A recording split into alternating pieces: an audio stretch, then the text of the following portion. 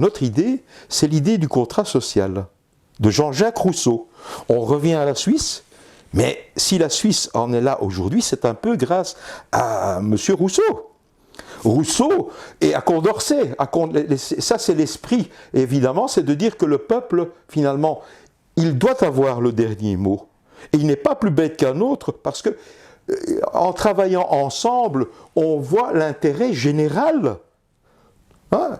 C'est un intérêt général tout en ne minimisant pas l'intérêt particulier. Ça, c'est toute la différence.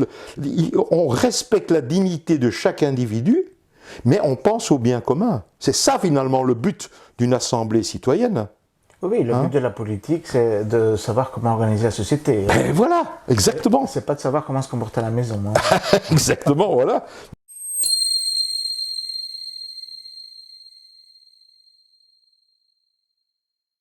Bonjour, bienvenue à Tinker Jaune, déjà la 3e émission. Donc Tinker Jaune, c'est la nouvelle chaîne YouTube créée par DocPat et moi-même. Nous sommes 2 gilets jaunes de Belgique. Ça fait donc 4 ans qu'on fait des actions, des manifestations, des conférences. Pendant toutes ces actions, on rencontre plein de personnes. On fait plein de rencontres très passionnantes et le but de cette chaîne est vraiment de partager ce plaisir de rencontre avec vous. Après la 2e émission, on a encore eu beaucoup de retours, merci encore. Maintenant, on a un peu enjolivé le décor, donc j'espère que vous apprécierez. On a aussi prévu une 2e caméra. Aujourd'hui, nous recevons Bruno Clerks. Bruno Clerks est un militant de la démocratie depuis déjà de nombreuses années en Belgique. Très actif autour des initiatives de participation citoyenne assez diverses en fait. Et alors qu'il y a une capacité de rassembler toutes les forces vives citoyennes de ce pays qui personnellement m'épate vraiment beaucoup. C'est quelqu'un aussi évidemment que nous avons déjà rencontré plein de fois dans les actions et tout ça, qu'on a toujours plaisir à rencontrer, à travailler avec. Et voilà, on voulait l'inviter aujourd'hui pour une campagne qu'un collectif a lancée il y a déjà plus d'1 an, je crois. Oui, il y en a un demi, effectivement. Qui s'appelle Renew Belgium, qui est c'est une pétition au niveau fédéral, mais il va nous en dire plus. Bonjour Bruno, est-ce que tu veux bien te présenter personnellement alors Oui, d'accord, merci Marcos. Qui suis-je au départ? Bien, un simple citoyen. Tout d'abord, un citoyen, c'est important de le dire. 2, je suis retraité. Et initialement, donc, j'étais enseignant. Et c'est le métier d'enseignant qui m'a fait prendre conscience qu'il fallait réagir vis-à-vis donc du système dans lequel on était un peu embarqué. En tant qu'enseignant, nous souhaitons effectivement, en général, beaucoup de vie dans la classe. Et je me suis rendu compte que nous étions malheureusement dans un système où l'enfant devait rester assis pour la plupart du temps, et avec un programme qui nous était imposé sans que nous ne puissions nécessairement en discuter. Donc ces programmes étaient souvent changés, modifiés, sans qu'on nous demande effectivement notre avis. Voilà, donc ce qui m'a incité à me dire, tiens, une fois que je serai pensionné, je vais travailler dans ce domaine-là de la démocratie. Je fais partie, donc, tu le disais, du groupe Renew Belgium. Et dans le groupe Renew Belgium, donc, nous nous sommes rendus compte, effectivement, que dans la plupart des cas, les citoyens n'avaient pas grand-chose à dire. Donc ce que j'ai vécu moi dans l'enseignement, eh bien la plupart des citoyens vivaient exactement la même chose. Ils n'avaient pas l'occasion d'interagir en politique. On va rentrer tout de suite dans le vif du sujet. Oui. Hein. Est-ce que tu peux nous exposer très clairement en quoi consiste cette campagne, la pétition Renew Belgium? Alors donc la campagne, elle a commencé effectivement au sein donc du groupe de Renew Belgium, un peu en fonction de ce qui se passait dans la population. On s'est rendu compte qu'il y avait vraiment une grande désaffection au niveau donc des élections, ça c'était déjà une première chose, qu'il y avait une sorte de mécontentement général, de méfiance, d'un manque de confiance, on va dire ça, dans le système politique, et aussi de beaucoup d'inquiétudes vis-à-vis de ce qui se préparait. Les gens ne savaient pas très bien où on allait, et donc se posaient énormément de questions. Et donc nous nous sommes dit, mais finalement, pourquoi ne pas donner la parole aux citoyens et leur permettre de s'exprimer et peut-être de faire des propositions pour changer le système. Voilà, à ce moment-là, nous est venue donc l'idée peut-être d'une pétition nationale qui servirait d'outil de sensibilisation et de permettre aussi aux citoyens donc de se rallier à cette pétition pour faire qu'émerge peut-être une conscience collective d'un changement auquel les citoyens seraient inclus. Est-ce que tu pourrais donc exactement nous dire en quoi consiste cette pétition Alors donc nous avons oui, d'accord. Au Parlement fédéral. C'est ça. Nous reprenons donc dans un petit flyer ce qui se retrouve dans le texte de la pétition. Donc c'est une pétition qui est adressée au Parlement fédéral, qui est donc tout à fait légale, ce qui change beaucoup des autres pétitions. Et donc dans cette pétition, nous demandons la constitution d'une assemblée citoyenne qui puisse discuter donc des réformes à faire en matière de démocratie et en matière d'institutions. Pourquoi donc? Parce que jusqu'à présent, nous sommes tenus à l'écart de toute décision et nous craignons effectivement que nous soyons à la croisée des chemins, qu'il se passe quelque chose, peut-être donc un besoin de renouveau, de redonner de l'espoir aux gens, parce qu'on ne sait pas très bien où on va.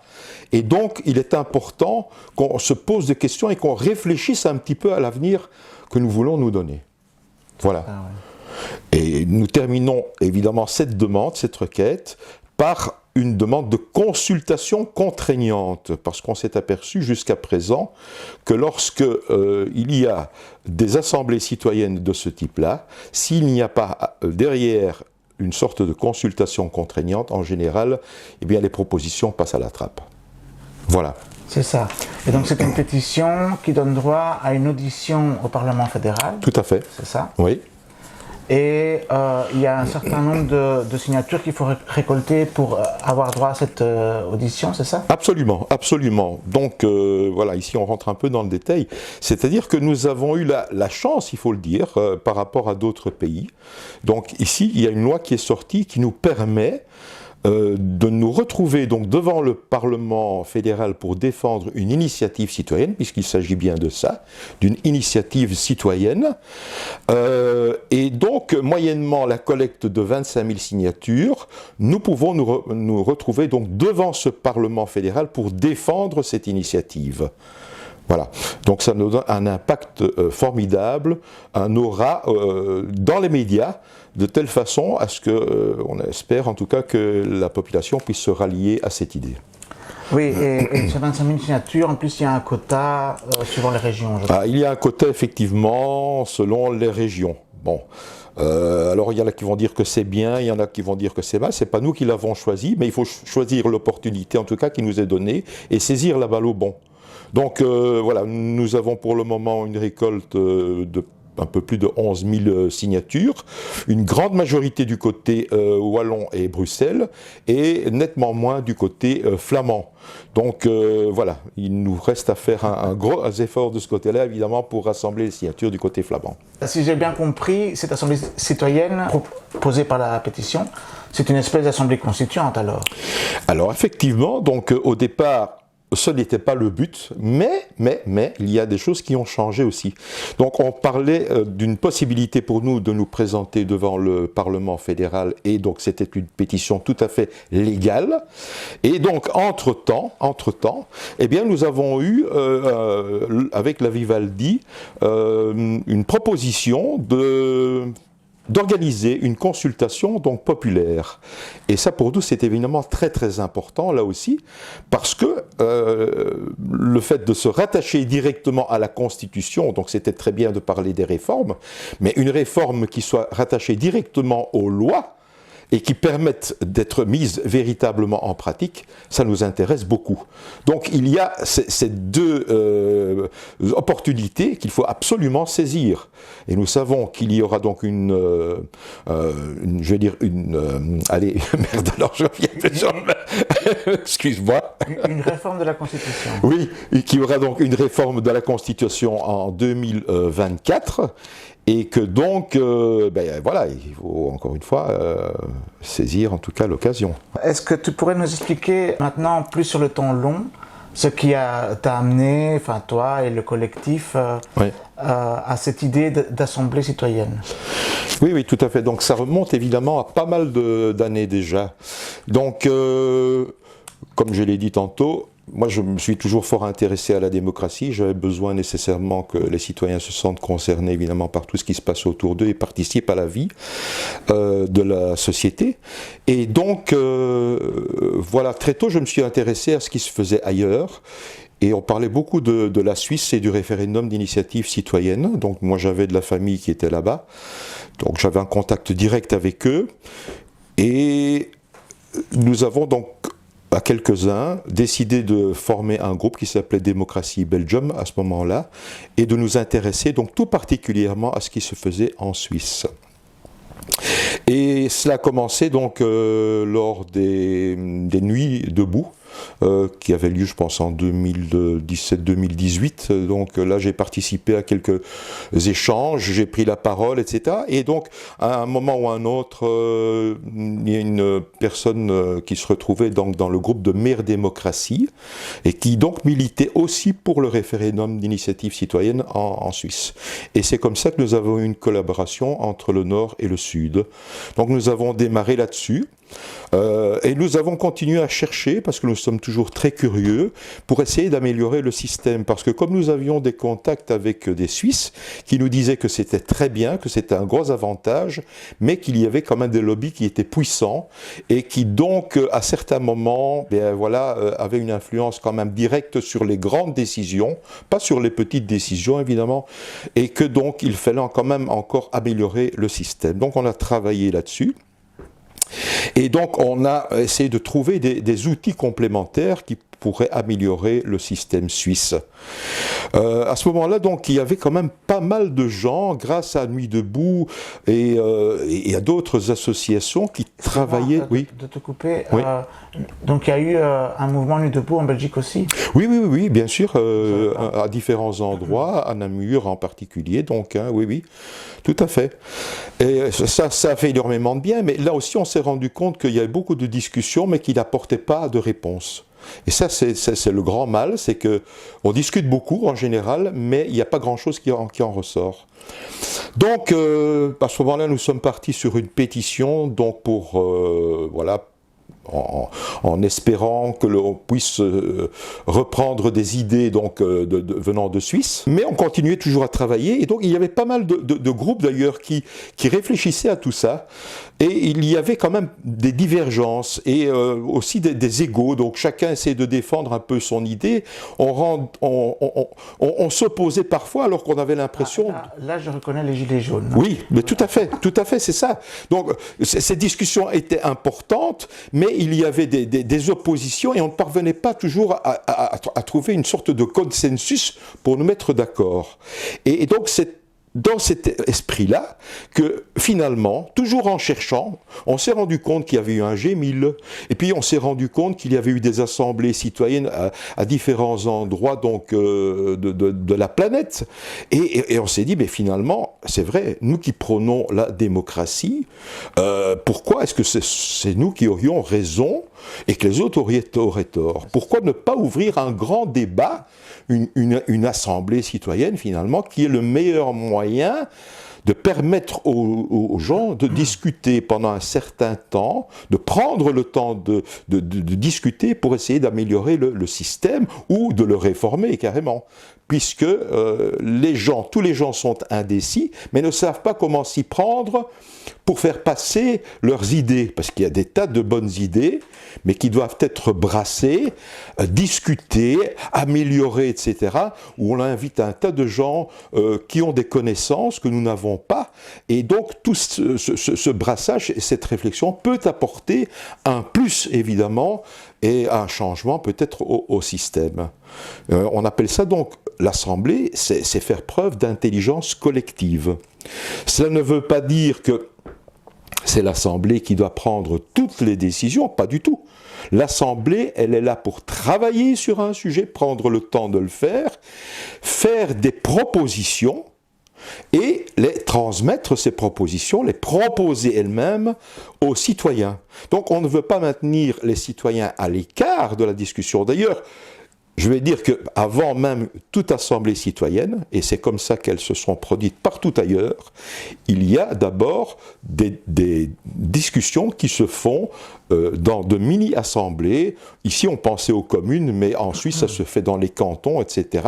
Donc, on brasse un peu les idées déjà au point de départ, et on les soumet à ce moment-là à l'assemblée citoyenne, qui va, elle, faire un tri en voyant quelles sont les aspirations des citoyens, toujours, disons-nous bien, dans le domaine de la démocratie et des institutions. Au départ, ça c'est le point central.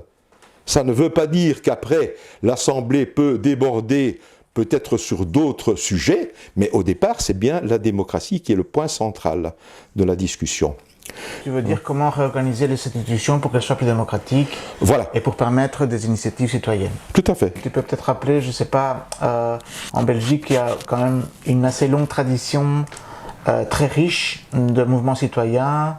Il y a beaucoup de listes citoyennes qui sont présentées aux élections dernières communales, aux élections fédérales aussi. Et il y a eu, il y a plus de 10 ans maintenant, le G1000. Est-ce que tu peux nous en toucher un petit mot? Oui, tout à fait. Donc, le G1000 est vraiment super intéressant. Je dis, on peut parler du G1000 puisque c'est chez nous. Donc là, c'était monsieur David Van Reybrouck, c'était en 2012, je pense, qui lui-même s'était un peu inspiré de ce qui se faisait ailleurs. Je pense qu'en Islande, il y avait déjà eu une assemblée citoyenne, aussi aux environs de 2012, où il y a eu une sorte de révolution, je pense des casseroles, même si je ne m'abuse, en Islande. Et donc, voilà, en 2012, M. David Van Reybrouck, avec d'autres personnes autour de lui, qui pensaient donc effectivement qu'il fallait un peu rénover le système, que les élections ne résolvaient rien en définitive, a écrit un livre contre les élections, pas qu'il était nécessairement contre les élections, mais ici apparemment en démocratie il n'y a que les élections qui comptent, donc on est quand même loin de l'idée au départ de la vraie démocratie. Et donc, il a lancé l'organisation d'une telle assemblée. Ça n'a duré qu'un seul jour, mais c'était pour montrer un peu au monde politique qu'il était moyen de travailler autrement et d'inclure donc les citoyens dans le débat. Voilà, bon, ça n'a pas eu énormément de retentissement ici en Belgique proprement dite, et étonnamment en Flandre aussi, mais dans le monde entier, son livre a fait énormément d'impact. Oui, voilà. Et puis ça a formé toute une génération de militants de la démocratie. Tout à fait. Là aussi, évidemment, c'est clair que pour nous, c'était vraiment très très important, mais malheureusement, il n'y a pas eu beaucoup de suite immédiate. Il a fallu un certain temps avant que le monde politique ne se rende compte quand même que justement il y avait cette défiance vis-à-vis du système et qu'il fallait lâcher du lest.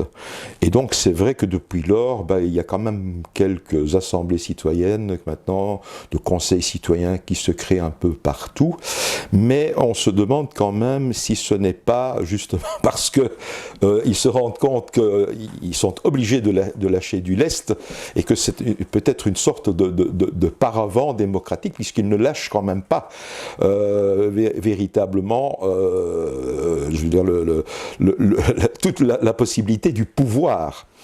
Mais par rapport à ça, en fait, on peut peut-être rappeler qu'en Belgique, le mouvement citoyen est vraiment important, qu'il y a eu quand même, après les élections communales, beaucoup de listes citoyennes un peu partout. Oui, ça je peux en dire, oui. Et que même les pouvoirs, enfin je veux dire les nouveaux gouvernements, ou en tout cas les assemblées, ont pris des nouvelles dispositions. Donc au niveau fédéral, au niveau, je crois, régional aussi. Oui. Tu peux nous rappeler un peu toutes les initiatives qu'il y a eu? Oui.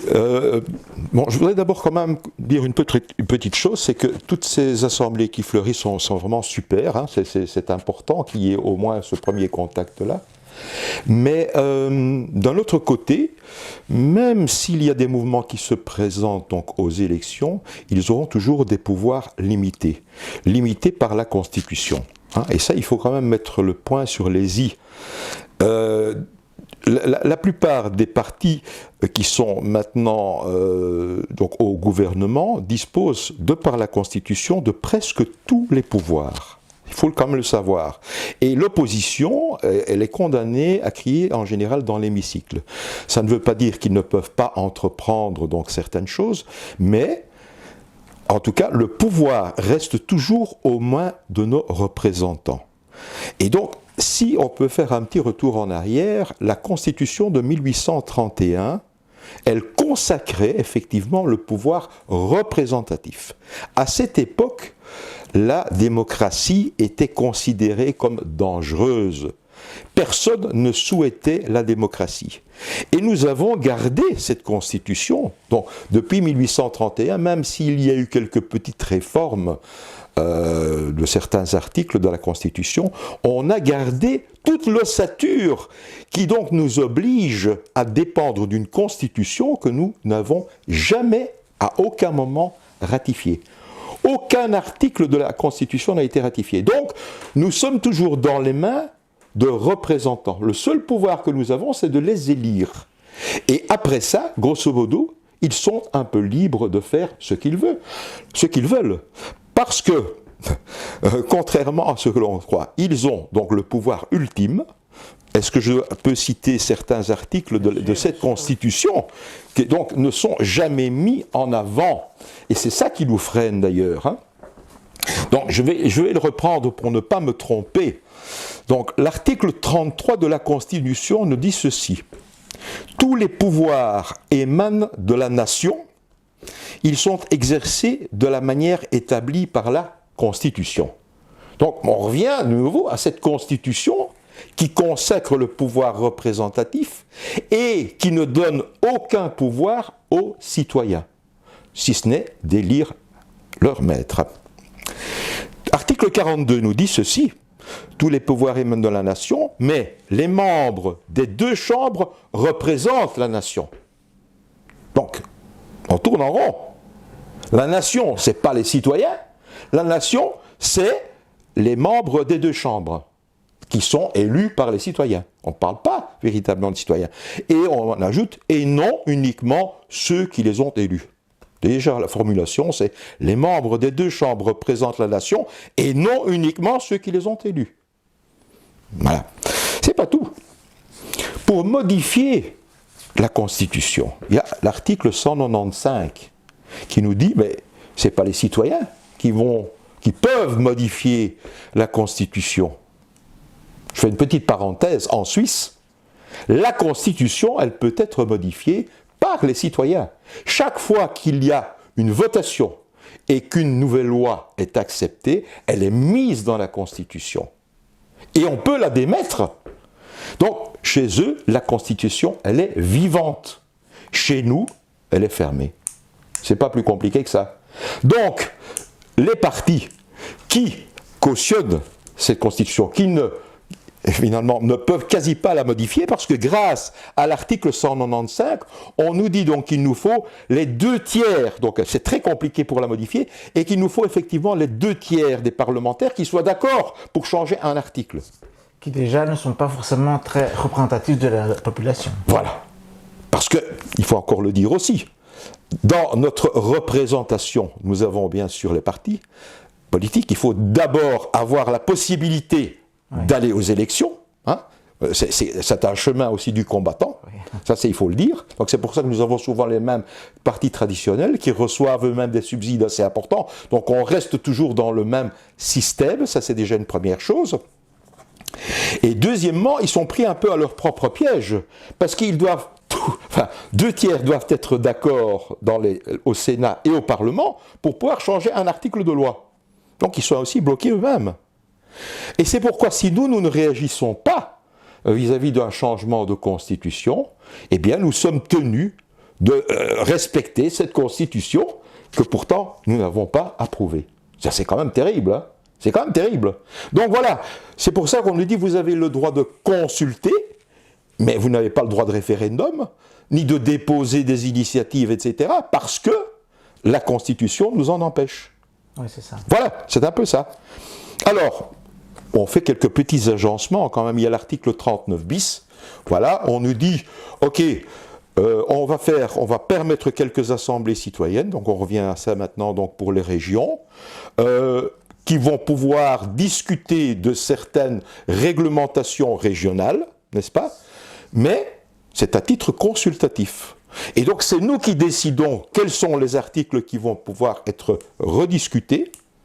Hein, c'est pas la population. Et c'est limité encore une fois par la Constitution. Oui, nous le gouvernement, hein, c'est ça. Oui, voilà, nous le gouvernement. Enfin les parlementaires. Les parlementaires, les parlementaires. Donc c'est pour ça que je dis, ok, on peut parler des assemblées citoyennes et tout ça est un plus. Moi je suis tout à fait favorable, bien entendu, à ça. Mais, encore une fois, si le pouvoir ultime reste toujours aux politiques, ben, comment peut-on changer la chose? Et alors, je repense un petit peu à ce qui s'est passé ici avec la crise du Covid, mais ça s'est passé à d'autres moments aussi, je n'ai plus exactement les dates en tête, mais qu'est-ce qui s'est passé? Ben, alors on nous a dit, mais ils ne respectent pas la Constitution. Mais il faut le reconnaître d'abord, c'est eux qui sont un peu maîtres de la situation. Ça, c'est déjà... celui qui a le plus de pouvoir, c'est celui qui va se trouver au gouvernement. Ça, c'est la première des choses. Et deuxièmement, il se donne quand même, dans certains cas, parce que c'est vrai qu'on peut reconnaître que quand il y a une certaine menace, quand il y a des choses graves qui se passent dans le pays, eh bien, ils peuvent disposer, enfin, demander des devoirs spéciaux. Là aussi, donc attention, le gouvernement ne peut pas décider de tout, mais c'est un peu l'intérêt, dit-on, supérieur de la nation. S'il y a une menace, eh bien, à ce moment-là, on peut se permettre d'outrepasser la Constitution et éventuellement même que certains articles de la Constitution passent aussi à la trappe à ce moment-là. Qu'on n'en tienne pas compte en disant, ben voilà, nous sommes tenus d'agir autrement et de dépasser la Constitution. Oui, donc on rappellera par exemple que dans la Constitution belge, il n'y a pas prévu d'état d'urgence, par exemple. Tu me parles de l'urgence, effectivement, mais en cas d'urgence, en cas de guerre, tu as la loi spéciale aussi, hein. La loi d'urgence, hein. Oui, mais ils ne l'ont pas invoqué. Ah non, ils n'ont pas. Ah non, il n'y est pas. On dit quand ils sont dans l'impossibilité, ils doivent aller à l'étranger, par exemple.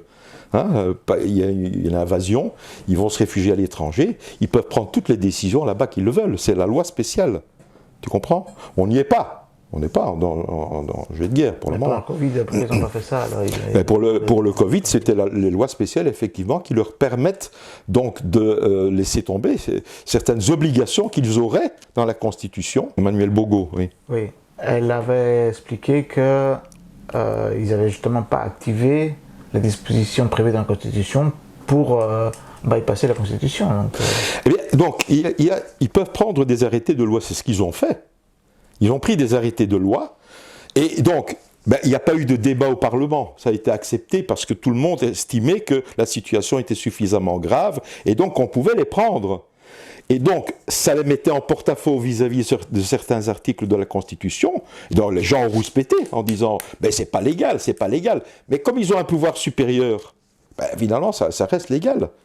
Et ça ne peut pas être contesté. Là, tu es en train de nous dire qu'il y a la Constitution, mais qu'en cas d'événements exceptionnels, le pouvoir est souverain, en fait. C'est eux qui peuvent décider d'aller plus loin. Ouais. Et on a même vu que pendant le Covid, c'est même un gouvernement en affaires courantes qui a pris des décisions complètement anticonstitutionnelles. Anticonstitutionnelles, ouais. Et donc ça, c'était pendant le Covid. Maintenant, il y a une guerre qui vient. Ouais. Donc, qu'est-ce que ça va être, hein? Et je crois qu'il y a une 7e réforme de la Constitution qui est lancée. Si on leur dit, on respecte la Constitution, mais on est bloqué. Et donc, c'est ça que les gens ne comprennent pas. Et Anne-Emmanuelle Bogo, elle dit ceci. Oui, mais il faut respecter la Constitution. Mais si on dit on respecte la Constitution, on n'en sort pas. C'est ça qui est terrible. Donc, il y a énormément de très bonnes choses dans cette Constitution. Donc, il n'y a que quelques articles qu'on pourrait modifier comme ça. Il y a énormément de bonnes choses. Mais si on dit c'est pas dans la Constitution, donc on est cuit, non. Il faut nécessairement la réformer, il faut que les citoyens s'y intéressent. Ça, c'est une absolue nécessité. Et donc, il faut saisir maintenant l'occasion, c'est de dire, on ne peut pas rester, nous, au balcon.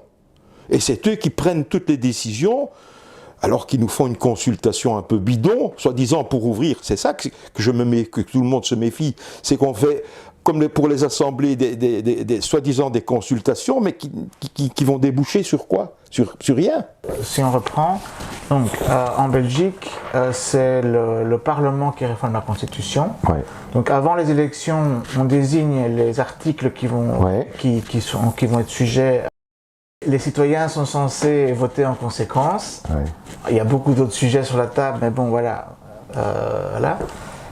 Et donc après, les articles sont réformés avec les 2/3 des voix des parlementaires. Tout à fait, oui, oui, oui. Et donc dans ce cadre-là, il y a déjà eu une consultation, c'est ça? Oui, oui, oui, oui, oui.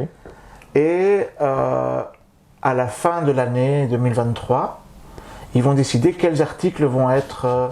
Et donc là, évidemment, il y a des grands enjeux. Ah, oui, oui. Ils étaient déjà là lors des précédentes élections. Ouais. Par exemple, pour changer la donne au niveau climatique, Oui. on a besoin de changer certains articles. Pour avoir un RIC, on a besoin que certains articles soient aussi Tout à fait, c'est ça. dans la liste des articles à modifier. Ouais, ouais. Sinon, dans le cadre de la procédure actuelle, en tout cas, on ne peut pas les modifier. Tout à fait, tout à fait. C'est exactement ça. Toi qui pratiques beaucoup les militants de la participation citoyenne en Belgique, quels sont un peu les modèles que les gens ont en tête de démocratie ou de participation citoyenne? Donc tu as déjà parlé de l'Islande. Oui, oui. Il y a, je crois, aussi la Colombie-Britannique. Ça, c'est quelque chose qui peut nous... Oui, voilà. En tout cas, c'est ce qui nous a servi, nous, principalement. C'est que, donc, comme on s'est intéressé aux différentes expériences de démocratie délibérative, eh bien, donc, nous avons découvert qu'en dehors du G1000, il y avait bien entendu une assemblée citoyenne en Islande, une assemblée citoyenne, enfin même plusieurs assemblées citoyennes en Irlande, en Colombie-Britannique, en France avec la Convention citoyenne pour le climat. Et donc, on s'est penché sur le fonctionnement de ces assemblées, sur la façon dont cela se déroulait, et aussi donc sur je vais dire sur ce que ça avait apporté finalement au débat démocratique. Et de façon, je vais dire, tout le monde était bien conscient, et il en est ressorti que toutes ces assemblées citoyennes avaient débouché sur des propositions qui étaient assez extraordinaires, une grande maturité, donc des citoyens qui visaient véritablement le bien commun, qui respectaient les minorités, etc. Donc tout ça était vraiment formidable. Par contre, donc, je vais dire malheureusement, la plupart du temps, eh bien, après avoir travaillé pourtant pendant des mois sur ces sujets-là, la plupart des propositions qui ont été soit soumises aux citoyens, eh bien, ont été sélectionnées, ça c'est déjà une première chose, et deuxièmement, eh bien, ont été remises à la législature suivante et abandonnées. Et donc tout le travail qui avait été fait en amont comme ça n'a pas servi à grand chose. C'est pourquoi donc nous avons tenu à ce qu'il y ait bien une consultation citoyenne qui suive une assemblée citoyenne. Hein. Voilà, ça c'est en tout cas la motivation que nous avions.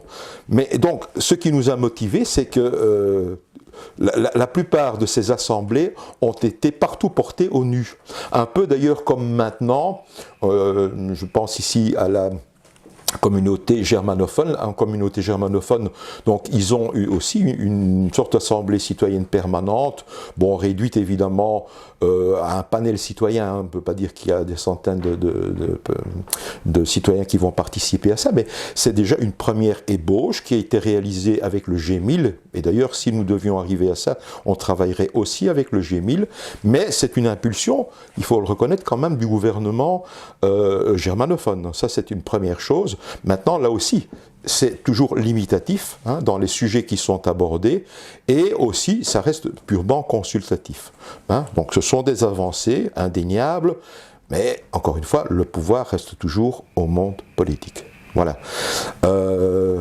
Donc voilà, c'est comme ça aussi que nous avons donc repris cette idée d'assemblée citoyenne en disant qu'il fallait innover, rénover véritablement le système et que le monde politique ne le ferait pas lui-même parce qu'il est plongé, il a un peu la tête sur le guidon et donc il ne voit que ce qu'il a à voir. Il pense déjà aux élections qui vont suivre, etc. Il pense aux gens qui votent pour lui, etc. Mais il n'a pas une vision, je vais dire, national de tout ce qu'il faut réformer et de tout ce qu'il ne voit pas. Il ne pense qu'à lui proprement dit, hein, et pas tellement au bien commun de l'ensemble des citoyens. Donc c'est ce qui fait toute la différence par rapport à un gouvernement, par exemple. Hein.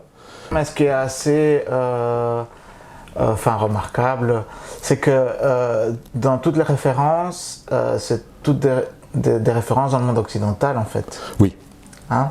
Alors que, par exemple, il y a eu beaucoup de réformes constitutionnelles en Amérique latine. Oui, oui, oui. Que, par exemple, il y a des systèmes qui marchent, effectivement, qui sont effectivement appliqués. Bon, on parle du Rojava, des Kurdes. Il y a aussi le cas des Chiapas au Mexique. Tout à fait. Qui nous ont rendu une petite visite il y a 2 ans. Oui, oui. Et donc ce sont des modèles qui fonctionnent. Absolument. Tout à fait démocratiques et dont on ne parle pas. Il y a eu aussi des réformes constitutionnelles très démocratiques avec de larges consultations à Cuba, par exemple. Au Chili aussi, il y a une constituante qui a... Enfin voilà, donc... Exactement, je pense que tu as raison de mettre aussi le point là-dessus, c'est que ça s'est produit ailleurs aussi, mais on en parle beaucoup moins chez nous, mais donc on estime que dans la plupart donc, des peuples, il y a une prise de conscience quand même qu'on n'a pas à nous obliger à subir évidemment ce que quelques personnes décident. C'est l'ensemble du peuple qui normalement agit en connaissance de cause, parce que ça c'est quand même très important de le dire. Donc on fait des votations et on prend le temps de réfléchir à ce qui se fait. Hein. Ce n'est pas au coup par coup. C'est ça la maturité évidemment du peuple. Hein. Lorsqu'on fait un sondage, les gens vont répondre oui, non, sans savoir véritablement le pourquoi des choses, ils ne vont pas plus loin que cela. Tandis que lorsqu'on travaille en assemblée citoyenne et qu'on prend le temps d'expliquer aux gens ce qui se passe, etc., eh bien, ils sont tout aussi capables que les politiques et peut-être même davantage que de prendre les bonnes décisions. Voilà ce que je veux dire. Hein. Oui, c'est ça. Donc en fait, l'élaboration du texte est plus importante que la sanction par un oui ou par un non populaire. Tout à fait. Il y a eu, dans le soir, récemment, est parue une grande enquête d'opinion, Survey and Action. Je vais te donner un extrait, te demander ce que ça t'évoque. Le sociologue Benoît Scheuer, qui a créé cette enquête, nomme une injonction perverse. L'expression recouvre d'une part la conviction partagée par de très nombreux individus de la nécessité urgente de changements profonds afin d'éviter d'aller droit dans le mur. Et d'autre part, le sentiment qu'aucun acteur n'agit suffisamment. D'où le choix de s'engager dans la rétribalisation et de prôner une gouvernance autoritaire qui mettrait de l'ordre pour protéger et redonner une fierté d'exister grâce à une pureté identitaire. Oui, donc les gens auraient des réflexes autoritaires, d'après l'enquête. Qu'est-ce que tu...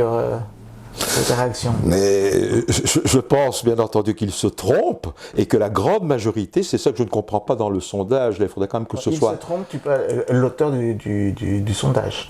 Pas l'auteur du sondage, je ne sais pas, donc la question qui est posée aux gens, ça c'est déjà une première chose, mais je pense effectivement que les gens ont un besoin de démocratie, mais qu'ils n'ont pas conscience de la façon dont ça peut se produire.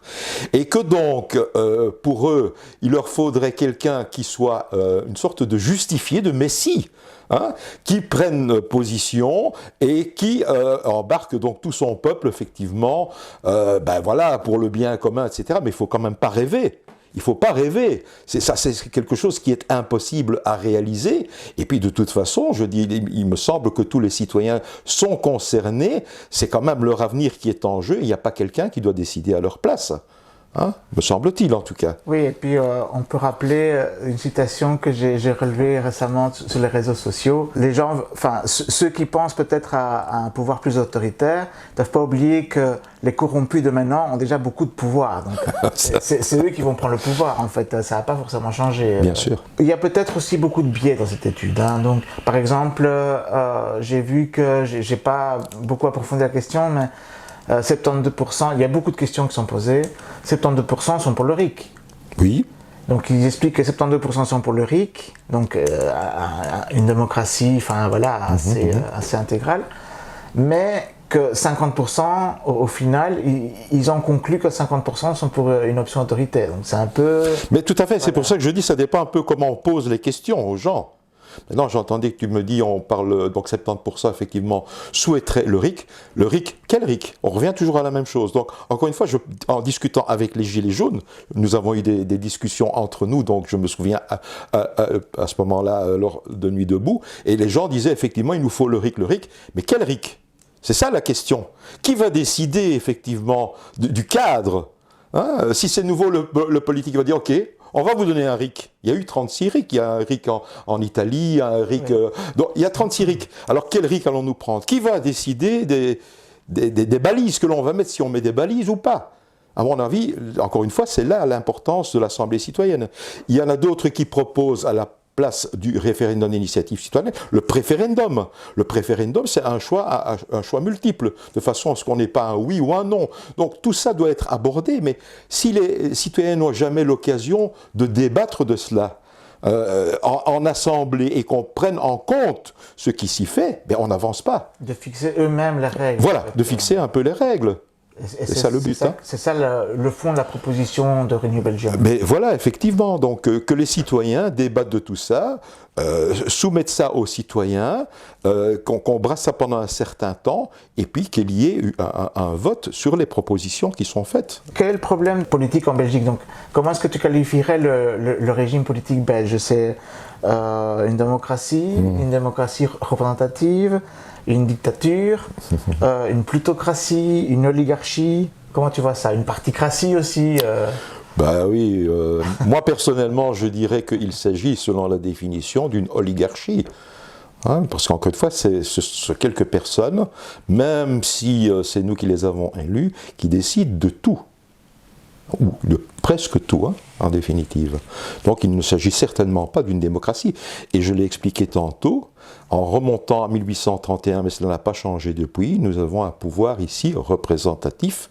Et à aucun moment on nous parle de la démocratie, ni dans les droits de l'homme, ni dans notre Constitution. Puisque les citoyens, le seul pouvoir qu'ils ont, c'est d'élire leurs représentants, leurs princes. En définitive. Et en dehors de ça, ils n'en ont pas. Si, ils ont des droits. Ils ont des droits et des devoirs. Ils ont d'abord le devoir d'élire leur maître, et le droit de le faire aussi. Et ils ont plein d'autres droits, mais ils n'ont aucun pouvoir. Donc on dépend effectivement, pour ma part, d'une oligarchie.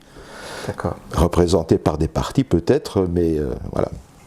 Et donc, qu'est-ce qu'il faudrait changer en Belgique pour que ça se passe mieux alors, donc moi, encore une fois, je peux émettre des idées, mais mon idée parmi les autres, c'est une idée, voilà, on doit en tenir compte, mais elle doit être multiple, cette idée. Donc, elle doit venir des citoyens.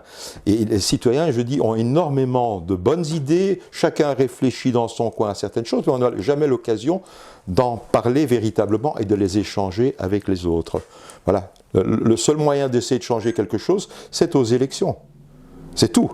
Et on sait bien qu'avec les élections, on a à peu près toujours les mêmes qui sont au pouvoir. Et même si on avait un gouvernement différent, il fait toujours partie du système. Si lui-même n'essaye pas de changer, et pour là, on revient toujours à une certaine majorité, pour changer certains articles de loi, on est couilles. Hein. Mais sur le fond, tu ne veux pas t'avancer un peu, pointer certains problèmes structurels oui. Qui empêchent la démocratie en Belgique? Si. Donc pour nous, en tout cas, ce qu'il nous manque, ce sont des outils, évidemment, au service de la démocratie. À quoi je pense en particulier, à quoi nous pensons en particulier? Bien entendu, d'abord les problèmes de bonne gouvernance. Ça, je pense que tous les citoyens le demandent, et ça, nécessairement, il ne faut peut-être pas attendre un changement de constitution. Ça peut être déjà mis, à condition, évidemment, qu'ils soient nombreux, encore une fois, à défendre ce point de vue-là et appliquer, évidemment, les demandes des citoyens. Mais il faut encore leur permettre de parler aux citoyens. On peut considérer qu'il y a déjà eu quelques avancées, comme il y a eu des avancées. Le décumul des fonctions, par exemple. Voilà, donc quand il y a quand même quelques faits qui se passent, il y a une réaction, mais il faut toujours attendre qu'il y ait des choses qui se passent avant qu'elles ne se décident. Donc ça, c'est important pour la bonne gouvernance. Encore une fois, c'est juste une disposition législative qui a été prise, voilà. comme les assemblées citoyennes, les pétitions, oui. qui effectivement ont été votées après les dernières élections, en fait. Oui. Mais sur le fond, ça n'a pas vraiment changé. Donc, c'est ça. Au Parlement wallon, il y a encore plein d'affaires. On a eu entre-temps le Covid, voilà, où on peut dire que les autorités n'ont pas été toujours d'une correction exemplaire, on va dire. Et maintenant, l'affaire de la crise en Ukraine, où on vote des budgets, on envoie des milliards d'armements. Tout à fait. Est-ce que les gens sont vraiment d'accord d'avoir moins d'infirmières et plus de temps qu'envoyer en Ukraine? Voilà, toutes les décisions qui sont très très importantes, c'est pour ça que je dis, tout ce qui est bien au niveau régional, communal, etc., ça doit être fait, mais toutes les grandes décisions se prennent quand même encore pour le moment au national, au fédéral. Et donc ce que tu viens de dire ici, que ce soit effectivement les dépenses pour l'armée, les soins de santé qui sont abandonnés, la police, etc., enfin tous ces gros problèmes-là, eh bien les citoyens n'ont pas droit au chapitre. Et donc, je pensais ici, une remarque qui avait été faite par pas mal de citoyens, nous voulons avoir aussi des services publics efficients, et donc ici, quand on a des médias qui semblent simplement rapporter ce que le gouvernement finalement fait, sans véritablement beaucoup d'objectivité, que ce soit donc ici vis-à-vis de décisions qui sont prises en Ukraine, avec la guerre en Ukraine, ou que ce soit vis-à-vis du Covid, ou d'autres cas, effectivement, eh bien, il n'est pas normal, en tout cas, que des médias publics ne soient pas objectifs. Ça, c'est une priorité pour nous. Qui doit réglementer aussi donc les médias publics? Ben, ce sont les citoyens au départ. Nous avons tous les autres médias privés, ça c'est différent. Nous ne pouvons pas intervenir véritablement dans ce qu'ils impriment. Mais au niveau des services publics, ça c'est une nécessité d'avoir... Le politique va te dire que le conseil d'administration de la RTBF, par exemple, il émane des élus de la nation. Eh ben voilà, on revient toujours à la même chose. C'est ça, on revient à la même chose. Il y a effectivement quelques journalistes ici ou là, et puis de toute façon, il faut bien dire ce qui est, c'est qu'il y a une autocensure. Puisque donc on le sait aussi, c'est que, il faut quand même pas se faire d'illusions. On dit la Constitution a été bafouée, mais elle est bafouée lors des manifestations, on descend à la gare, on se fait embarquer, on est mis au poste jusqu'à 7 heures du soir, alors que soi-disant c'est dans la Constitution. Donc, il faut que les citoyens prennent conscience qu'il y a de l'abus. C'est dans la Constitution, mais on a ajouté quand même, après 50 ans, je crois, que c'est quand même si la police veut bien. Si la police veut bien, oui. Mais... Il faut demander aux autorités quand même... bien sûr. Donc, oui. Enfin, voilà, on est toujours dépendant quand même, mais on ne peut pas agir librement. Alors, il faut une réglementation des lobbies. Il faut une réglementation des lobbies en démocratie. Il faut quand même savoir... Allez, nous sommes un lobby citoyen, et quel recours avons-nous? Nous avons le droit de manifester. Point à la ligne. Nous avons le droit de manifester pour montrer notre mécontentement, mais on n'a même pas une chambre de citoyens véritablement où ils puissent s'exprimer.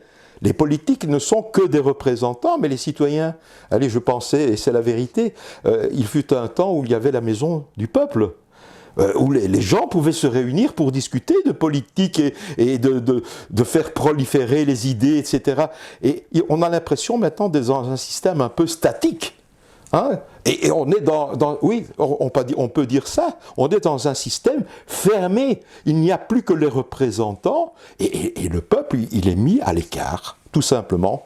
Alors il y a encore aussi ceci qu'il faut dire, c'est que, moi je parlais d'enseignement, c'est vrai que j'ai été confronté à ce problème-là, mais ce que nous demandons, c'est une école qui soit vivante, une école qui soit ouverte, hein, où les étudiants ne soient pas considérés comme des gens qui emmagasinent des connaissances, mais sans véritablement les exploiter, quoi. Donc c'est une sorte, je ne vais pas dire du bourrage de crâne, parce qu'il faut des connaissances, hein, il faut de l'instruction, absolument, mais il faut une vie.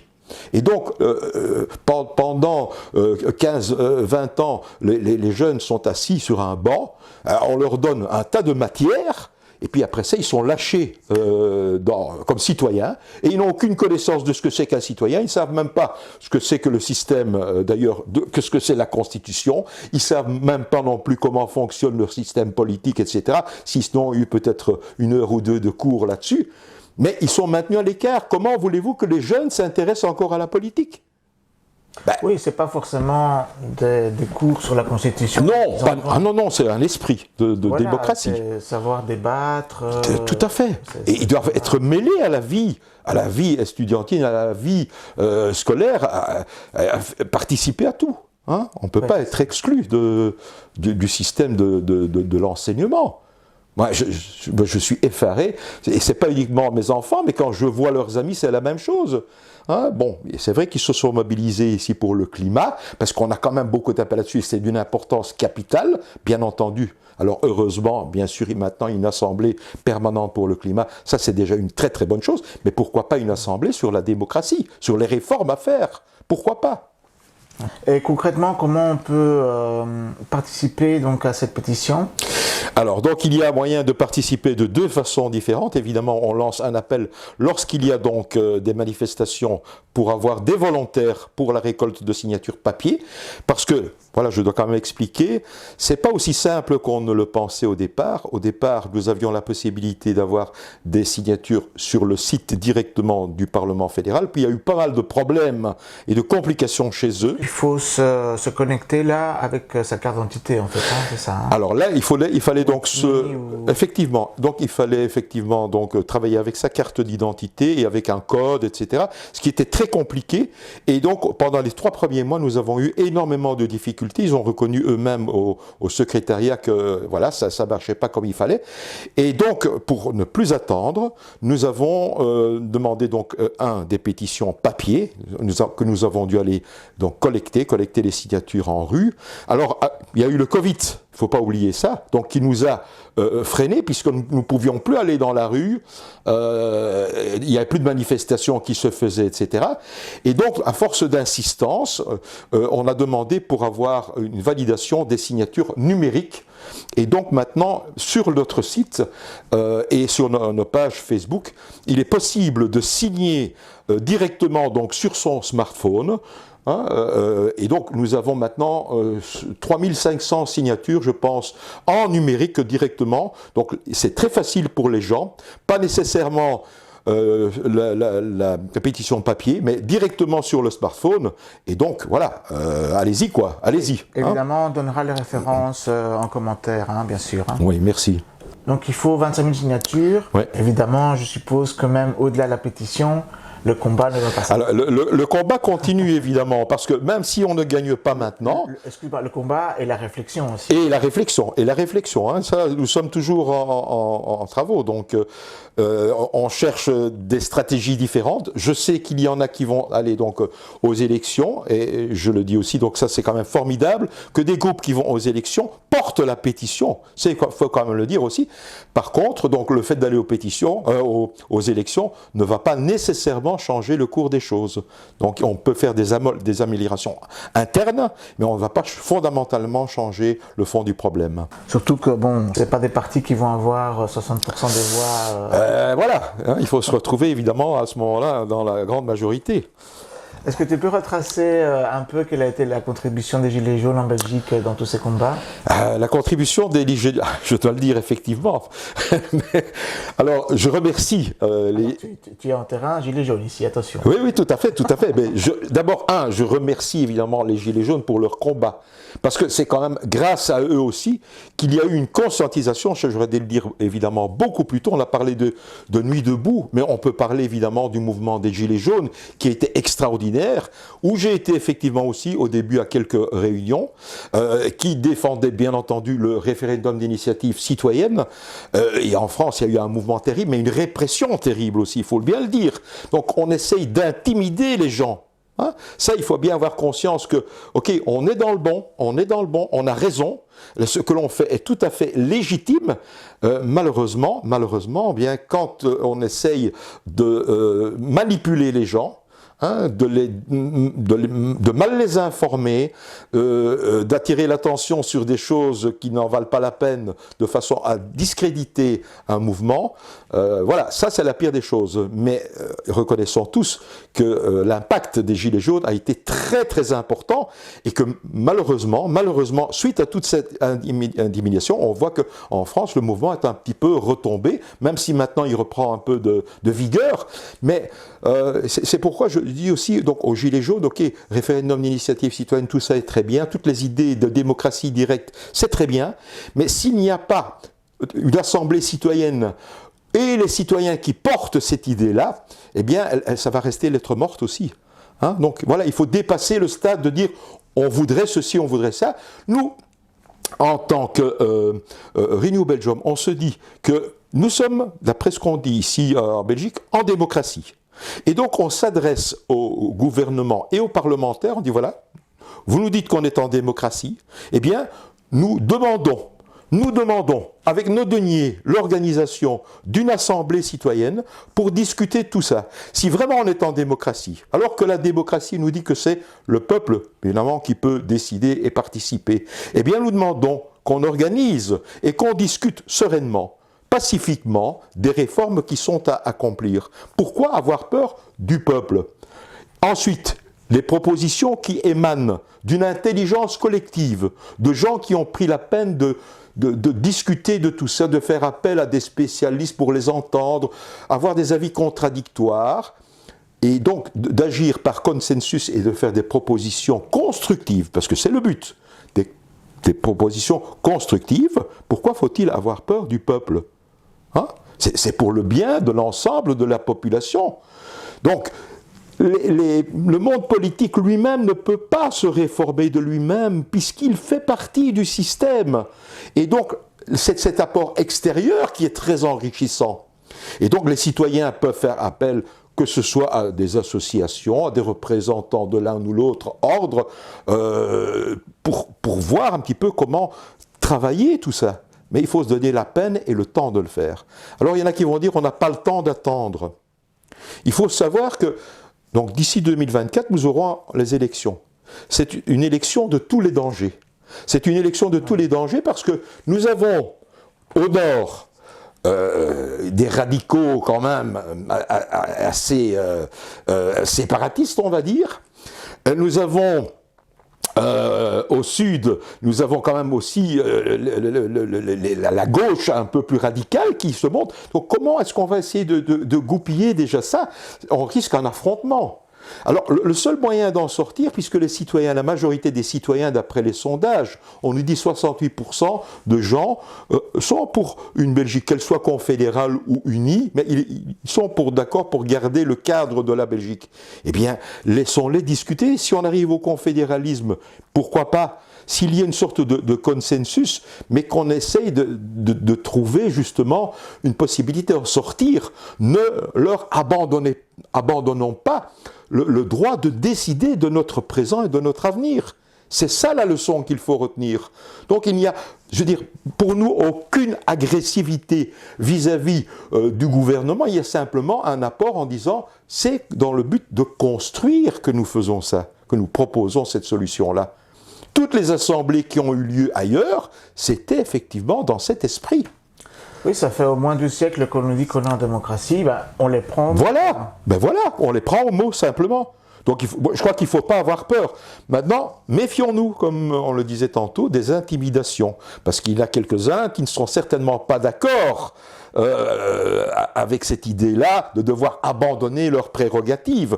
Donc, il faut quand même se prémunir de cela. Il nous faut avoir des personnes, des avocats, je vais dire aussi, qui soient prêts à mettre les articles de la Constitution qui nous protègent vis-à-vis de ces gens-là. Ça, c'est certain. Donc, on ne peut pas subir des intimidations en tant que citoyen quand on demande un changement. Hein. On ne le fait pas dans le but de tout casser. C'est absolument pas ça. Notre idée, voilà, je vais quand même résumer ça. Notre idée, c'est l'idée du contrat social de Jean-Jacques Rousseau. On revient à la Suisse, mais si la Suisse en est là aujourd'hui, c'est un peu grâce à M. Rousseau. Rousseau et à Condorcet. Ça, c'est l'esprit, évidemment, c'est de dire que le peuple, finalement, il doit avoir le dernier mot. Et il n'est pas plus bête qu'un autre, parce que en travaillant ensemble, on voit l'intérêt général. Hein? C'est un intérêt général tout en ne minimisant pas l'intérêt particulier. Ça, c'est toute la différence. On respecte la dignité de chaque individu, mais on pense au bien commun. C'est ça, finalement, le but d'une assemblée citoyenne. Oui, le but de la politique, c'est de savoir comment organiser la société. Ben voilà, exactement. C'est pas de savoir comment se comporter à la maison. Hein.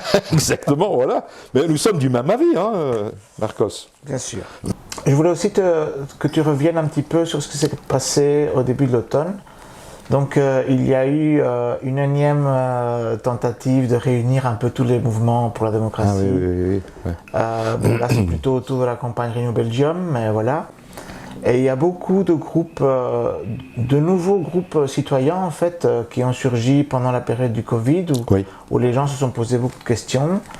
Bon, la plupart d'entre eux sont plutôt très à droite, on va dire.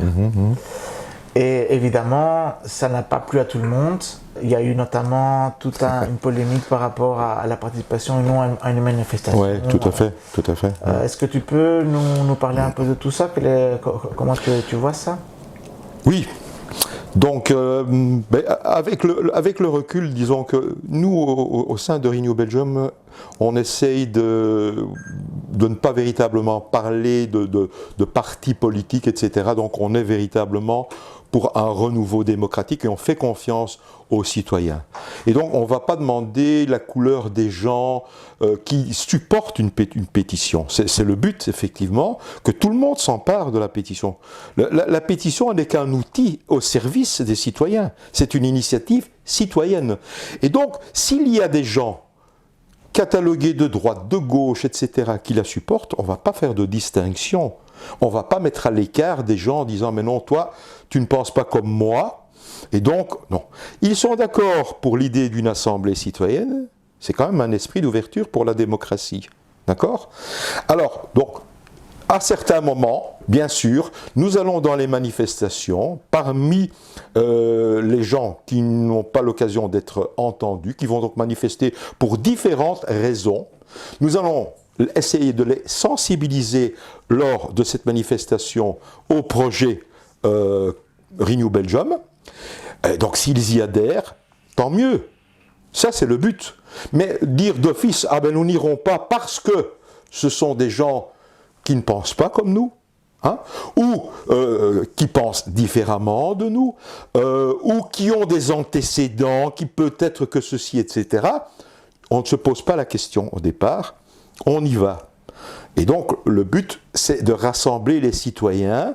Si tous ces citoyens sont d'accord pour agir pour le bien commun, etc., je ne vois pas pourquoi on leur interdirait de signer les pétitions et même de les colporter. C'est ça le but finalement, quoi.